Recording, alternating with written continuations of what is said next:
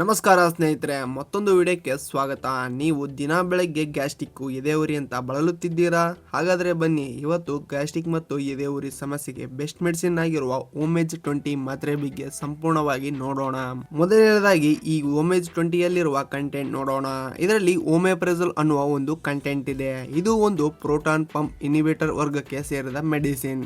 ಅಂದ್ರೆ ಇದು ನಮ್ಮ ಹೊಟ್ಟೆಯಲ್ಲಿರುವ ಅತಿಯಾಗಿ ಪ್ರೊಡ್ಯೂಸ್ ಆಗುವ ಆಸಿಡ್ ಪ್ರಮಾಣವನ್ನು ಕಡಿಮೆ ಮಾಡಲು ಸಹಾಯ ಮಾಡುತ್ತದೆ. ಹಾಗಾದ್ರೆ ಡಾಕ್ಟರ್ಸ್ ಇದನ್ನ ಯಾವೆಲ್ಲ ಸಮಸ್ಯೆಗೆ ಪ್ರಿಸ್ಕ್ರೈಬ್ ಮಾಡ್ತಾರೆ ಗೊತ್ತಾ? ಮೊದಲನೇದಾಗಿ ತೀವ್ರವಾದ ಗ್ಯಾಸ್ಟ್ರಿಕ್ ಮತ್ತು ಎದೆ ಉರಿ ಸಮಸ್ಯೆ ಇದ್ದಾಗ, ಎರಡನೇದಾಗಿ ಗ್ಯಾಸ್ಟ್ರೋ ಈಸೋಫ್ಯಾಗಲ್ ರಿಫ್ಲೆಕ್ಸ್ ಡಿಸೀಸ್ ಅಂದ್ರೆ ಹೊಟ್ಟೆಯಲ್ಲಿರುವ ಆಸಿಡ್ ಗಂಟಲಿಗೆ ಬಂದ ಹಾಗೆ ಅನಿಸುವುದು ಮತ್ತು ಹುಳಿ ತೆಗು ಬರುವುದು. ಮೂರನೇದಾಗಿ ಸ್ಟಮಕ್ ಅಲ್ಸರ್, ಹೊಟ್ಟೆಯಲ್ಲಿ ಅಥವಾ ಕರುಳಿನಲ್ಲಿ ಆಗುವ ಹುಣ್ಣುಗಳನ್ನು ಗುಣಪಡಿಸಲು. ಇಷ್ಟೇ ಅಲ್ಲದೆ ನಾವು ಬೇರೆ ಯಾವುದಾದರೂ ಕಾಯಿಲೆಗೆ ಸ್ಟ್ರಾಂಗ್ ಪೇನ್ ಕಿಲ್ಲರ್ ತಗೊಳ್ಳುವಾಗ ಹೊಟ್ಟೆ ಉರಿಯಬಾರದು ಅನ್ನುವ ಕಾರಣಕ್ಕೂ ಡಾಕ್ಟರ್ಸ್ ಇದರ ಜೊತೆಗೆ ಓಮೇಜ್ ಕ್ಯಾಪ್ಸೂಲ್ ಕೂಡ ನೀಡ್ತಾರೆ.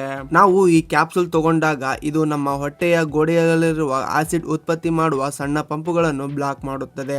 ಇದರಿಂದ ಆಸಿಡ್ ರಿಲೀಸ್ ಆಗುವುದು ಕಡಿಮೆಯಾಗಿ ಹೊಟ್ಟೆ ಆರಾಮಾಗಿ ಅನಿಸುತ್ತದೆ. ಇದನ್ನ ಯಾವಾಗಲೂ ಬೆಳಗ್ಗೆ ಖಾಲಿ ಹೊಟ್ಟೆಯಲ್ಲಿ ಅಂದ್ರೆ ತಿಂಡಿ ತಿನ್ನುವುದಕ್ಕಿಂತ ಕನಿಷ್ಠ 30 ರಿಂದ 60 ನಿಮಿಷ ಮುಂಚಿತವಾಗಿ ತಗೋಬೇಕು. ಆಗಲೇ ಇದು ಸರಿಯಾಗಿ ಕೆಲಸ ಮಾಡೋದು. ಈಗ ಇದರ ಬೆಲೆಯ ಬಗ್ಗೆ ನೋಡೋಣ.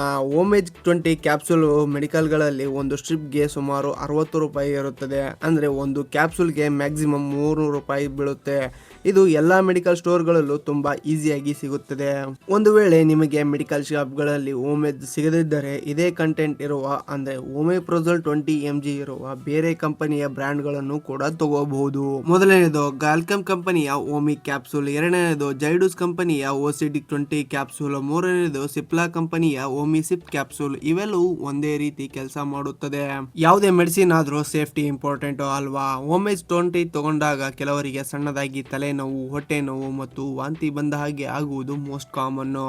ಆದರೆ ನೆನಪಿಡಿ, ಗರ್ಭಿಣಿಯರು ಮತ್ತು ಹಾಲು ಉಣಿಸುವ ತಾಯಂದಿರು ಡಾಕ್ಟರ್ ಪರ್ಮಿಷನ್ ಇಲ್ಲದೆ ತಗೋಬೇಡಿ. ಕಿಡ್ನಿ ಅಥವಾ ಲಿವರ್ ಸಮಸ್ಯೆ ಇರುವವರು ಡಾಕ್ಟರ್ ಕೇಳಿ ಬಳಸಿ.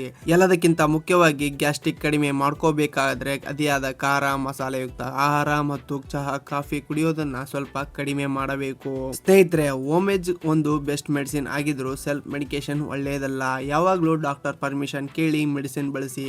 ಇವತ್ತಿನ ಈ ಮಾಹಿತಿ ನಿಮಗೆ ಇಷ್ಟ ಆಗಿದ್ರೆ ದಯವಿಟ್ಟು ವಿಡಿಯೋಕ್ಕೆ ಒಂದು ಲೈಕ್ ನೀಡಿ, ನಿಮ್ಮ ಫ್ಯಾಮಿಲಿ ಮತ್ತು ಫ್ರೆಂಡ್ಸ್ ಗ್ರೂಪ್ಗೆ ಶೇರ್ ಮಾಡಿ. ನಮ್ಮ ಚಾನೆಲ್ ಸಬ್ಸ್ಕ್ರೈಬ್ ಆಗೋದನ್ನು ಮರಿಬೇಡಿ. ಆರೋಗ್ಯವಾಗಿರಿ. ಧನ್ಯವಾದಗಳು.